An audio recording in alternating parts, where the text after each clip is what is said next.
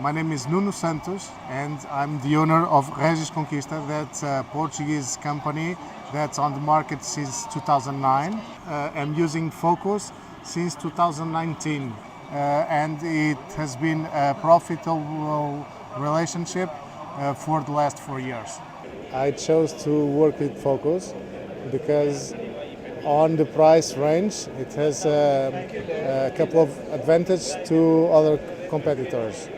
So first, the voltage was still 450 volts, and also all equipments were ready to be paralleled. So that was the main reason that made me change to Phocos as soon as this model appeared. The service from Phocos has been very supportive since the beginning. Whenever we have a question, we can